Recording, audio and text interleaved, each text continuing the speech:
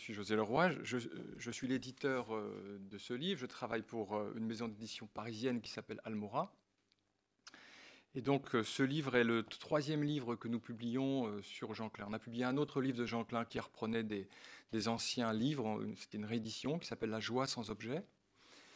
Et nous avons aussi publié un livre de Nita Klein, de sa fille, sur son père. Le livre s'appelle À l'écoute de Jean Klein. Voilà. Et celui-ci est donc le troisième, et je veux dire qu'on était très heureux de le présenter et de le réaliser. Donc, d'abord quelques mots sur Jean Klein. Alors, Jean Klein est, on va dire, un enseignant. C'est un enseignant spirituel. Je ne préfère pas dire maître parce qu'il n'a jamais eu une posture de maître. Maître, ça ne lui irait pas du tout. C'était un enseignant spirituel qui est né en 1912 et mort en 1998. Il est né en fait, on sait assez peu de choses sur sa vie. Moi, je connais très bien ses filles et elles sont très très discrètes sur Jean Klein. Il tend à s'effacer, en fait. Sa biographie devient transparente, un peu comme lui. Donc, j'ai quelques rares renseignements sur sa vie, que peut-être vous avez aussi, d'ailleurs, parce qu'on peut les trouver sur Internet. Disons que ce qui est important de savoir, en tout cas, c'est qu'il est né en Tchécoslovaquie, près de Prague, où il a ensuite vécu. D'où d'ailleurs son accent, hein, il avait un accent un petit peu comme ça, traînant, un peu allemand. Il a commencé, il est né, ça c'est intéressant parce il sera violoniste, donc il était d'une famille de musiciens et d'artistes. Il a commencé à s'intéresser à la spiritualité assez jeune, disons à l'adolescence, comme beaucoup d'entre nous, j'imagine. Et il y a une lecture qui pour lui a été déterminante, c'est celle de René Guénon. Voilà. D'ailleurs, c'est une lecture qui a été déterminante pour beaucoup de gens, pour beaucoup d'entre nous. C'est vrai que c'est une œuvre majeure du XXe siècle. Et en découvrant cet auteur, il a senti en lui l'appel de l'Inde et le désir de s'y rendre. Alors, je vous passe des détails sur sa vie, puisqu'il y a eu la guerre. Et bon, il s'est engagé dans la Légion, il a vécu en Algérie. Il a eu 2 filles, Nita et Malavika. Nita est aujourd'hui comédienne, et Malavika est professeure de danse indienne. Toutes les deux vivent à Paris. Voilà. Et donc Jean Klein se rend en Inde, c'est ça qui nous intéresse, il se rend en Inde dans les années 50. Là-bas, il rencontre, sans vraiment le chercher, mais on dit quand l'élève est prêt, le maître arrive. Donc il rencontre un maître auprès de qui il reste pendant 3 ans, qu'il appellera Panditji. Dans ce livre Transmettre la lumière, il y avait une photo de Panditji. Et ce maître est un enseignant de l'Advaita Vedanta. Alors peut-être juste 2 mots sur l'Advaita Vedanta. Donc Advaita Vedanta, je ne sais pas, vous connaissez peut-être déjà. Oui. Advaita, disons quand même, Advaita signifie, c'est un mot sanskrit qui signifie non-dualité. On verra tout à l'heure en quel sens il y a non-dualité. Est-ce que ça veut dire ? En tout cas, donc, il reste auprès de cet enseignant pendant 3 ans. Il rencontre aussi en Inde un autre maître remarquable, pour qui moi j'ai beaucoup d'affection, qui s'appelle Krishna Menon. Krishna Menon a été aussi disciple de Ramana Maharshi, du grand Ramana Maharshi. Il y a en anglais, d'ailleurs, sur Internet, on peut lire gratuitement des notes de Krishna Menon qui sont tout à fait remarquables sur l'Advaita Vedanta. Voilà, donc Jean Klein rencontre donc des maîtres tout à fait remarquables. Aussi, il suit des cours de yoga avec Krishnamacharya en Inde. Et d'ailleurs, en plus de l'enseignement de l'Advaita, il enseignera aussi le yoga. Un yoga très particulier, mais le corps, l'élément corporel est essentiel aussi dans son enseignement. Et puis, dans les années 60, il rentre en Europe et commence à enseigner. Et donc, ces entretiens seront par la suite publiés dans une demi-douzaine, 6 ou 7 ouvrages qui sont remarquables. Moi, je n'ai jamais rencontré Jean Klein. J'aurais pu, je pense, à Paris, parce que je commençais à m'intéresser à la spiritualité vers les années 92 et il passait quelquefois en Europe. À la fin de sa vie, il est allé aux États-Unis, où il est mort en Californie, à Santa Barbara, exactement. Alors ce livre, plus particulièrement, donc, qui s'appelle Être, est constitué d'entretiens qui ont été publiés dans une revue qu'il avait fondée. Peut-être avez-vous déjà eu cette revue entre vos mains.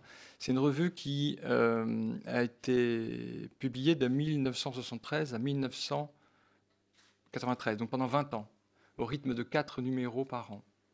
Donc, vous voyez, la revue s'appelle Être, approche de la non-dualité. Donc, ça fait 80 numéros, en fait, pendant 20 ans. Et ces numéros donc, contenaient des entretiens de Jean Klein et des traductions du sanskrit fait par René Allard de Shankara, enfin de grands maîtres de l'Advaita Vedanta, plus aussi des articles d'enseignants de la non-dualité contemporaine. Il y avait des articles de Douglas Harding, par exemple, de Walter Kers, de Nisargadatta Maharaj et d'autres enseignants. Donc, en fait, les 80 numéros de cette revue constituent une anthologie assez remarquable du développement de la non-dualité en France et en Occident en particulier. Voilà. Donc, le livre a été fait à partir de ces entretiens. Et c'est la fille de Jean Klein, c'est Nita, qui donc a rassemblé ces textes et en enlevant des parties parfois un petit peu redondantes, puisque c'était pas destiné à un livre. Voilà. Et en fait, donc, ces entretiens de Jean Klein ont lieu un peu partout en France, pendant une vingtaine d'années aussi, notamment dans le sud de la France, à la Sainte-Baume, c'est près de Aix-en-Provence, hein, c'est ça. Aussi en Normandie, voilà, donc dans différents endroits. Voilà. Voilà pour la constitution du livre, et du livre donc, que moi j'ai préfacé. Alors, le livre s'appelle donc Être, approche de la non-dualité. Approche, c'est un titre assez modeste d'une certaine façon, parce qu'on ne peut pas vraiment faire une thèse sur la non-dualité. Justement, ce serait une façon d'entrer dans la dualité, sans doute.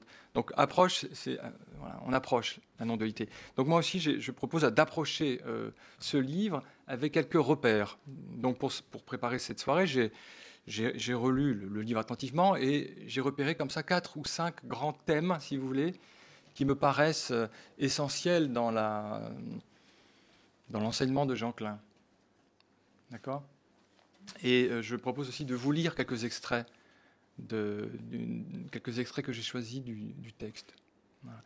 Alors d'abord, il y a un petit texte qui n'est pas d'ailleurs dans le livre, mais moi qui m'avait tout à fait bouleversé quand je l'avais lu.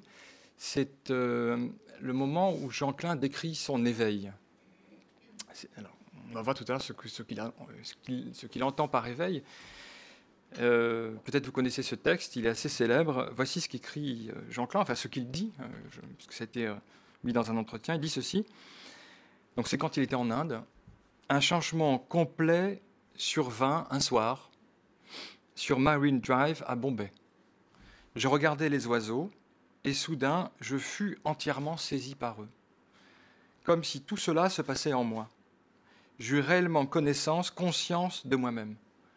Le matin suivant, face à la variété de la vie quotidienne, je sus que ma compréhension de l'être était une réalité. La vie coulait sans interférence de l'ego. Je me trouvais dans une paix incomparable. Toute séparation entre vous et moi disparut dans l'unité. Je me connus dans l'immédiat de l'instant présent, dans une liberté, une plénitude, une joie pure. Je ressentais une totale gratitude et non un sentiment traversé d'affectivité. Mon maître m'avait donné la compréhension de la vérité. J'en vivais la lumineuse réalité. Voilà. Donc je trouve que dans cette description de cet éveil, tout Jean Klein se trouve déjà, en fait. Parce que, déjà, bien sûr, il y a la non-dualité dont on va parler, la non-dualité. Plus de séparation entre moi et vous, dit-il. Les oiseaux sont en moi, donc là aussi non-dualité entre un sujet et un objet. Et puis également l'insistance sur la joie pure. Il a écrit un livre, vous vous souvenez, qui s'appelle La joie sans objet. Voilà. Donc la non-dualité, l'expérience de l'être, la joie pure, la paix incomparable. Donc dans cette expérience, il y a déjà tout ce qui va ensuite développer dans son enseignement. Voilà. Et moi je sais que quand j'avais lu ce texte, voilà, on a déjà un pressentiment de ce que peut être cet éveil. Alors, donc, le livre s'appelle « Approche de la non-dualité ». Alors, comme j'ai dit il y a un instant, non-dualité, c'est une traduction d'un mot sanskrit qui est Advaita. D'ailleurs, vous voyez, c'est très proche, là, le mot sanskrit, le mot français, Advaita, dualité. Donc, ce sont des racines communes, en fait, des racines indo-européennes. Et donc, de quelle non-dualité s'agit-il? Alors, dans les textes de l'Advaita Vedanta, vous savez que c'est Shankara qui a été le grand philosophe, le grand maître spirituel de cette tradition. Donc, c'est une tradition indienne, bien sûr, qui commente les Upanishads. Shankara est un philosophe qui a vécu au 8e siècle, à peu près. Et la non-dualité dont il est question dans les textes, c'est la non-dualité d'abord entre le sujet, l'individu, et l'absolu. Donc on s'inscrit entre l'Atman et le Brahman. Il n'y a plus de différence entre un créateur et une créature. Créateur et créature sont encore des illusions. L'expérience de la non-dualité, c'est l'expérience de la non-dualité entre l'individu et l'absolu. L'individu n'est donc pas un individu. Donc, et dans les textes aussi de Shankara, ce qui est frappant, c'est que la non-dualité, c'est aussi la non-dualité entre le sujet et l'objet. C'est-à-dire que quand on est justement dans la dualité, on se vit soi-même comme un individu à distance des objets. On est un sujet ici, et il y a autour de nous des objets à distance. Il y a moi ici, là il y a le verre, le mur, il y a vous, donc il y a moi comme sujet, et puis le reste du monde comme objet. Et on se vit comme ça, en fait, sauf dans le sommeil profond, où tout ça s'écroule dans, justement, peut-être ce silence. Mais dès qu'on se réveille, hop, la structure duelle est replacée. Un sujet face à des objets. Sauf dans certains moments où, ces moments de grâce, où tout d'un coup, cette dualité peut disparaître. Par exemple, devant un beau paysage. On peut être tout d'un coup frappé de l'immensité, de la beauté du paysage. On ne pense plus « Ah, comme c'est beau », on est juste dans le regard. Vous voyez ? Je pense, par exemple, en Corse, je me souviens de paysages extraordinaires. On peut être comme ça, on peut découvrir, dans le plaisir esthétique, la non-dualité. D'ailleurs, je parle de plaisir esthétique. Dans l'art, quand on écoute une belle musique, on n'est plus un individu qui écoute une musique qui serait un objet, on est finalement pure écoute. Dans l'amour aussi, dans la relation amoureuse, on peut vivre une expérience de non-dualité. Mais ce sont des expériences, et très rapidement, la dualité revient dans notre vie. Et du coup, on associe l'événement qui s'est produit, cette paix qu'on a connue, cette joie qui est apparue, on l'associe au paysage. Par exemple, ah, c'était beau, là-bas j'ai vécu un endroit incroyable, enfin un moment incroyable, c'est vraiment très beau. En fait, non, le lieu n'avait été que l'occasion. La non-dualité, évidemment, c'est en nous.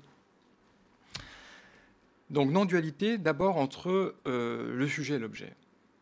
Alors, voici un extrait du texte. Donc, on pose une question à Jean Klein, on lui demande « Vous parlez d'un sujet et d'un objet. Ont-ils une véritable existence ?» Réponse de Jean « Non, le sujet et l'objet ne sont qu'une création de la mémoire.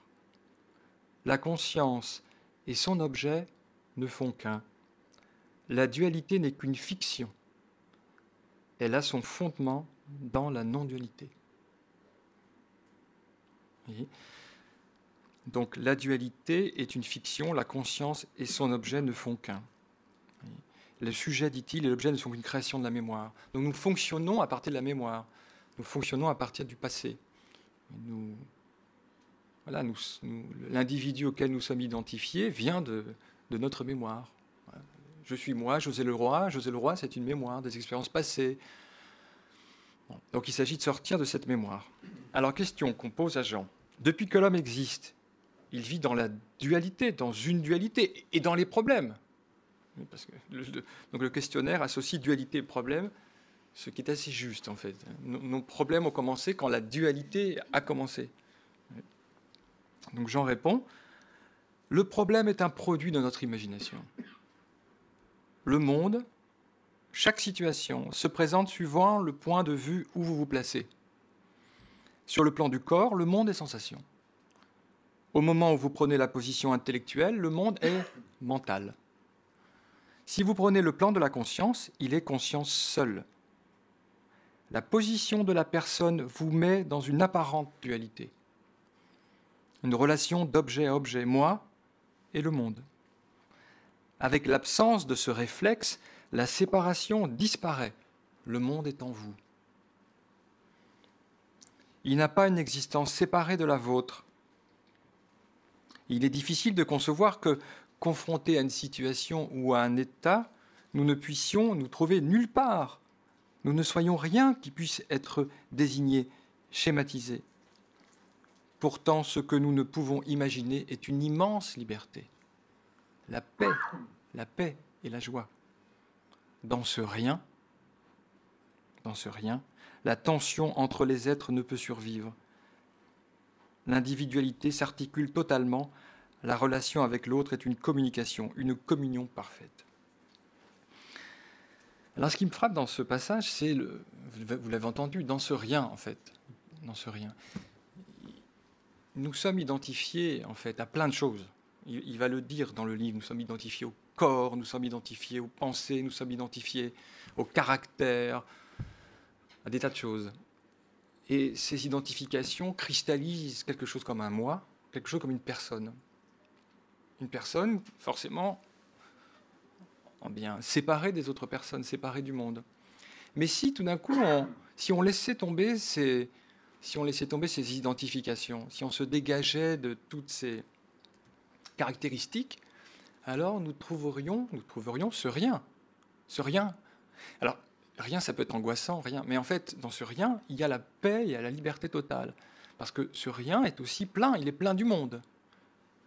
Au fond, pour découvrir cette paix intérieure, il faut accepter de se dépouiller, d'aller vers ce rien. C'est ce que dit Jean Klein.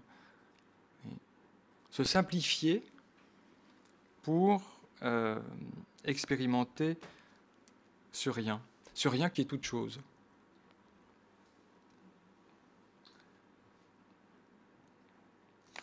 Alors, non-dualité donc, du sujet de l'objet.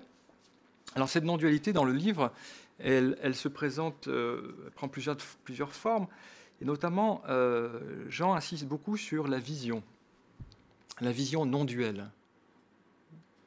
Parce que la vision est un sens très, très, très fort d'identification.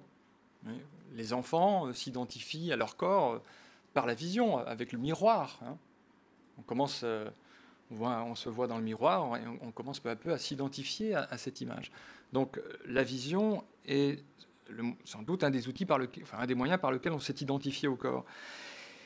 Et donc Jean montre qu'il y a une autre manière de voir, une autre manière de regarder. Question donc dans l'entretien, on lui demande ceci. Vous nous parlez souvent d'observation non duelle. Je ne saisis peut-être pas ce que vous entendez par là. C'est sans doute peut-être aussi notre cas. Qu'est-ce que ça veut dire observation non duelle ? Voici ce que dit Jean. Il nous arrive très souvent de regarder quelque chose avec beaucoup d'acuité. Lorsque nous en sommes conscients, notre attention s'éveille. Elle devient pure, non duelle. Quand elle quitte son caractère fonctionnel, préhensif, et intègre alors sa nature profonde qui est une ouverture réceptive. Tout ce qui est vu, entendu, vécu dans sa potentialité est dans le regard, dans l'écoute. Si cette ouverture est maintenue, elle devient conscience et se reporte sur elle-même. Elle se réfère à elle-même. Nous ne connaissons le plus souvent qu'une attention préhensive. Seul l'artiste, le poète, ont le don de regarder dans cette attente et de laisser parler l'objet. Une distanciation se fait dans ce cas entre la vision et lui, et pour finir, elle se dévoile dans l'observation. Alors là, il y a des éléments très intéressants, je trouve, parce que la vision duelle se caractérise par la préhension. C'est-à-dire que dans la vision duelle, il y a un sujet donc, qui saisit les choses. il saisit les choses parce que son regard est intéressé. Par exemple, je me dépêche pour venir ici à la salle de conférence, je vois un tram, je monte dans le tram est le moyen par lequel je vais arriver ici, donc il est important pour moi d'arriver ici, donc je suis dans une relation de sujet-objet. Le tram est vu à partir de mes désirs, à partir de mes soucis, de mes inquiétudes. La vision n'est pas ouverte, elle est au contraire resserrée. Je saisis les choses. Je veux m'en servir en fait. D'ailleurs, les choses ne sont pas vraiment vues, elles sont plutôt nommées. Un tram, une rue, une table, une chaise, un micro. Vous voyez, on place des concepts sur les choses. Bergson disait ça aussi, le philosophe. Il disait, nous ne voyons pas les choses mêmes, nous voyons les étiquettes posées sur elles. Je vois une bouteille, un verre. Bon. Donc je vois des concepts. Je vois des concepts parce que je m'intéresse à leur fonction. Hein. C'est ce qu'il dit ici. Le caractère fonctionnel de la vision est un caractère duel. Mais si nous réussissons à ne plus être dans cette relation intéressée, de saisie, alors qu'est-ce qui se passe? Eh bien, la vision s'ouvre, la vision devient réceptive, elle devient accueil inconditionnel. Et il fait référence ici à des artistes, et c'est vrai que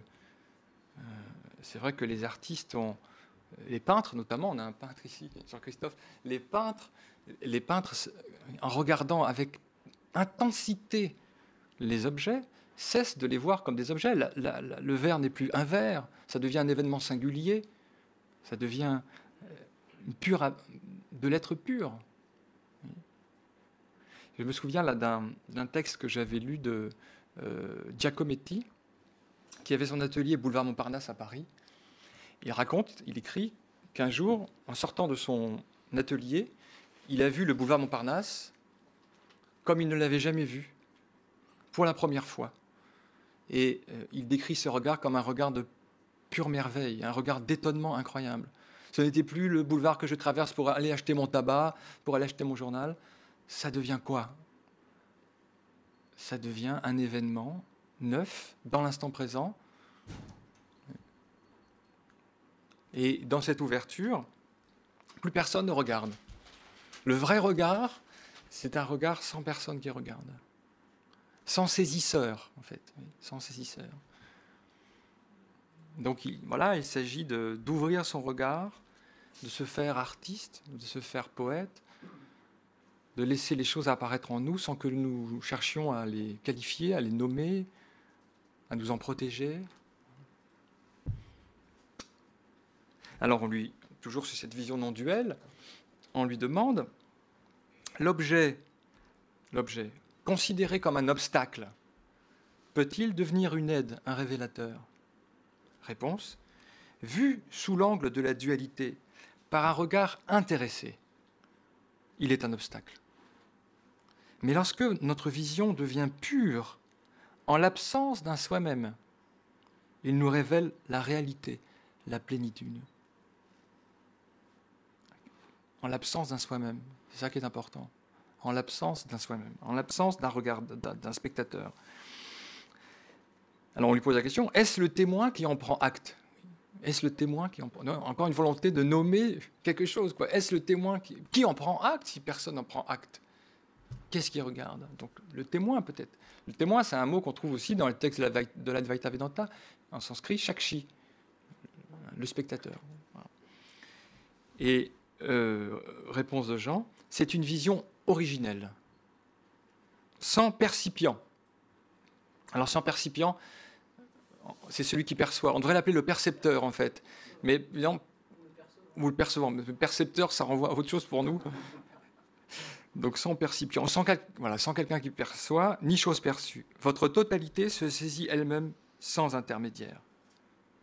Donc il parle de vision originelle sans percipient, sans chose perçue. Plus d'objet, plus de sujet. Parce que s'il n'y a plus de sujet, il n'y a plus d'objet. Alors, question de quelqu'un qui limite que devient alors le témoin? Réponse de Jean. Cette abstraction a disparu. Donc ça peut être une aide au début, le témoin, puisque en effet, on On peut comme ça peut-être essayer de se dégager de la saisie. Mais il faut encore aller au-delà. Le témoin est une abstraction. Et cette vision conduit à l'ouverture et elle conduit à la joie. La vision est toujours associée à la joie pour Jean Klein. On lui demande, et la joie aussi? Est-ce que la joie va disparaître avec le témoin? Réponse, le mot joie est interprété le plus souvent d'une façon psychologique. Vivre sciemment votre absence n'a pas de formulation possible. Peut-être pourrait-on dire état d'amour. Personne n'aime. Ce n'est pas non plus un état. On n'est nulle part. Et pourtant, éminemment là. Ce que je trouve extraordinaire avec Jean Klein, c'est que ce dont il s'agit de parler n'est pas de l'ordre du langage. On est au-delà du langage. On est au-delà des mots, on est au-delà des concepts. Et pourtant, chez Jean Klein, il y a une capacité incroyable, je trouve, à pointer vers cet état au-delà du langage. Il y a une mélodie, une musique, une poésie qui nous conduit, qui nous donne le pressentiment. On n'est nulle part, et pourtant éminemment là. Il n'y a plus personne, et pourtant, plus que jamais, il y a présence. C'est quand on croit être là qu'en fait on n'est pas là. Oui. On n'est pas vraiment conscient. Donc il s'agit de... C'est paradoxal, on est dans le paradoxe, puisqu'en découvrant sa véritable absence, on découvre sa véritable présence. La présence de qui? De personne. D'un témoin? Même pas. Mais de quoi alors? C'est indicible. Mais par contre, dans cette expérience, l'amour, la joie, surgit. Alors, dans le livre aussi, mais dans tous les autres livres de Jean Klein, il y a une idée qui est centrale, c'est l'importance de l'écoute. C'est sans doute pour Jean Klein le sens le plus important, l'écoute, encore plus que la vision. Il le dit d'ailleurs, j'ai repéré cette phrase, il dit « L'écoute est le plus spirituel de nos sens ». L'écoute est le plus spirituel de nos sens. Alors, c'est une écoute, d'abord, des sons, mais c'est une écoute sans personne qui entend. C'est une écoute aussi là, tout à fait paradoxale. Il y a écoute et personne qui entend. Mais en fait, assez rapidement, l'écoute pour Jean Klein, c'est plus que l'écoute des sons. C'est une ouverture à tout ce qui se produit, à tous les phénomènes. C'est une écoute attentive à l'ensemble des phénomènes, aux sons, mais aussi aux sensations corporelles, aux perceptions, aux pensées, aux émotions. Donc, je crois que l'écoute, c'est ce qui pointe pour Jean Klein, c'est ce qui pointe le mieux vers ce que nous sommes vraiment. Notre être est écoute, c'est-à-dire attention, attention infinie. Alors, je vous lis sur l'écoute un passage. Il dit ceci, Jean Klein commence, il dit « Il est merveilleux de participer certains jours à des rencontres. On n'a pas besoin d'oreilles pour écouter, ni d'yeux pour voir. Vous admirez un coucher de soleil, une œuvre d'art, vous entendez de la musique, et il n'y a qu'écoute. Une chose extraordinaire se passe alors. » Question.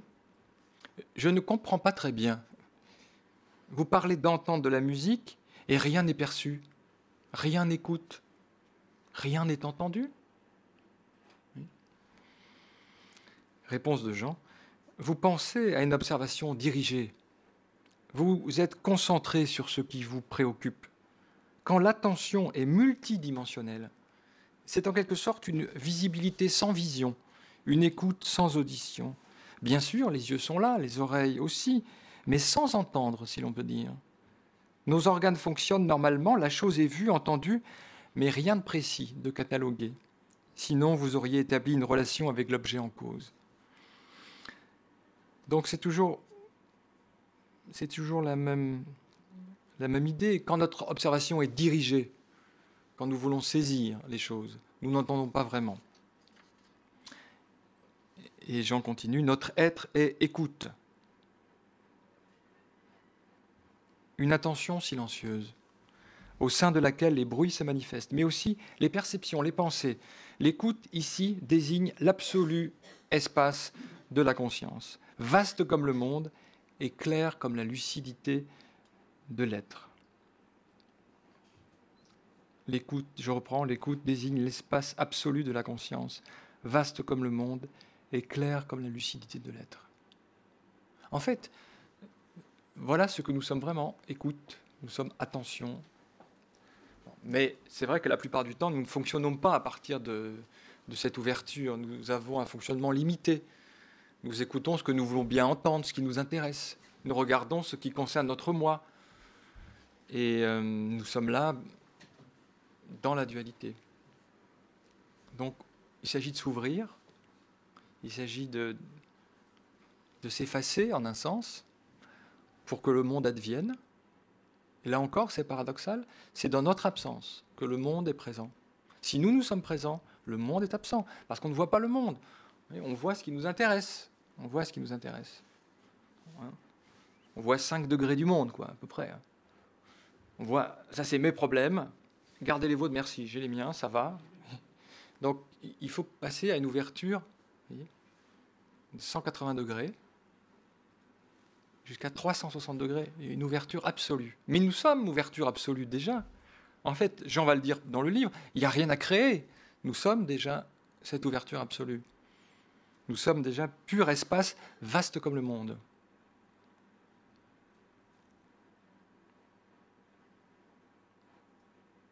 Et donc, ce qu'il s'agit de réaliser, c'est ce que Jean appelle le silence. Ce ne sont pas des oreilles qui entendent, c'est le silence. Notre vraie nature est silence. Il y a un de ces livres qui s'appelle « À l'écoute du silence ». Nous sommes silence. Donc tous ces mots pointent vers le silence. Et donc on pose la question, je vous parle maintenant du silence, on pose la question à Jean Klein, quand je contemple une situation, je ne discerne pas un arrière-plan, je ne discerne pas être en arrière-plan. Donc là, c'est quelqu'un qui témoigne de sa difficulté à aller au-delà des pensées, au-delà des sons. Et Jean répond, lorsque vous connaissez de longs silences, de longs moments de silence, sans rien à enlever, rien à ajouter, vous êtes dans un état de plénitude. Vivez-le consciemment. Apercevez peu à peu que vous êtes parfaitement présent. Ne qualifiez pas, ne dites pas que j'ai été dans un grand confort, une grande paix, car ce serait appauvrir ces instants de grâce, ce serait une profanation. Et après, il y a ce très beau texte sur le jeu qui est construit, notre moi, notre personne. Donc Jean dit, je est une pensée, je est une image. Vous la connaissez, vous savez de quoi elle se compose, vous voyez qu'elle change constamment. Vous ne pouvez pas parler d'un moi, mais de milliers de moi. Si vous vous identifiez avec cette image, vous vivez de manière fractionnelle, restrictive, enfermé dans un carcan de peur et de complexe. Ne vous prenez pour rien. Vous ne vous poserez plus cette question. Vous connaîtrez une parfaite humilité, une parfaite simplicité, ouvert à tous et à toutes, sans séparation d'aucune sorte. En vous objectivant, vous vous séparez de votre environnement. Seulement, ne réalisez pas cette transformation sur le plan de l'idée, ce serait sans valeur. Restez dans ce silence qui vous permet d'être. Restez dans ce silence qui vous permet d'être. En fait, voilà, nous sommes, vous savez, dans l'Advaita Vedanta, il y a cette image célèbre de la corde et du serpent. Nous marchons dans la pénombre, en plus en Inde, il y a beaucoup de serpents. Donc on croit voir un serpent, on fait un bond de 2 mètres, et en fait c'est juste une corde. Ah, on s'était trompé. On a eu très peur. Donc on a projeté sur la corde notre image du serpent. On a pris la corde pour le serpent. Et là c'est pareil. Nous projetons sur ce silence, sur cette absence, sur ce rien qui est tout, sur cette conscience, nous projetons des images. L'image de l'individu, l'image d'un caractère, l'image d'un corps, l'image de pensée. Et on prend peur, forcément, puisqu'on vit dans la dualité. Qui dit dualité dit peur. On prend la corde pour le serpent, on prend la conscience pour un individu. Alors, dans le livre aussi, on lui pose la question, comment faire pour l'atteindre? Comment faire pour atteindre cet état? Que faut-il chercher? Comment le chercher? C'est une question importante. Il ne suffit pas qu'on ait un programme, qu'on ait un menu, on a envie de manger vraiment le repas, quoi. Comment faire pour atteindre cet état? Eh bien, chercher à l'atteindre, c'est la meilleure façon de le rater. Parce que si nous cherchons à l'atteindre, nous projetons cet état dans le futur. Nous le projetons dans un ailleurs, et nous ne sommes plus dans l'instant présent. Or, ce que nous sommes est dans l'instant présent. Ce silence est dans l'instant présent. Donc, dès que nous mettons... C'est paradoxal, parce que dès qu'on se lance à la recherche de cet éveil, de cette illumination, de cette plénitude, de cet un, déjà, en fait, on s'en éloigne. Donc, il faut cesser de chercher.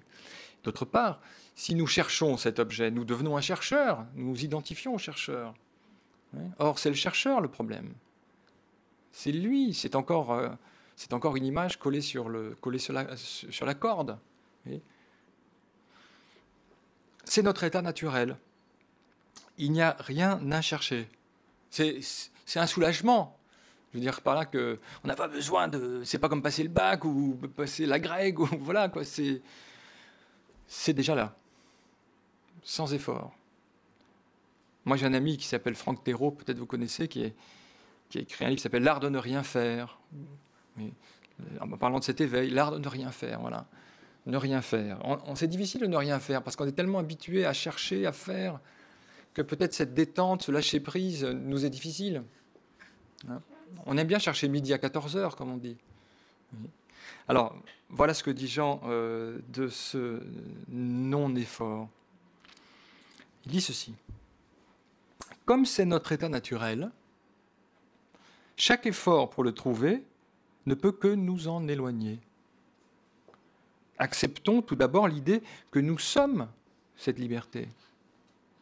Nous l'avons. Alors pourquoi nous évertuer à l'atteindre? Atteindre quoi?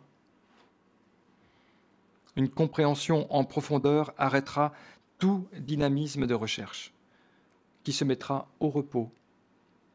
Cette tranquillité sereine qui coiffe en quelque sorte l'agitation et la sérénité n'est pas mentale, elle est constante, absolue. Tant que nous croyons avoir quelque chose à gagner, si nous nous fixons un but, un résultat, nous nous écartons de la réalité. Alors, donc, question, mais puisque vous nous dites qu'il n'y a rien à atteindre, rien à chercher, nous n'avons donc rien à faire? Réponse, chercher, atteindre, est une projection dans un espace-temps qui ne peut se produire avec ce que vous connaissez déjà. Or, ce que vous êtes foncièrement ne se laisse pas représenter. Constatez-le lucidement, calmement. Un lâcher-prise se produira. Immanquablement. Explorez. Non ce que vous lâchez, mais l'acte lui-même. Le seul fait de ne pas intervenir. Toute autre démarche maintient la personne au premier plan. Donc, il s'agit de lâcher prise, de voir qu'il n'y a pas de chercheur, de voir qu'il n'y a personne ici, sinon une permanence. Alors cette permanence, cette conscience, dit Jean Klein, vous êtes cette permanence. Vous ne pouvez la quitter même un instant. Vous pouvez vous trouver sans penser, mais vous ne pouvez jamais cesser d'être ce que vous êtes foncièrement. Félicité. Merci beaucoup d'être venu, merci de votre écoute.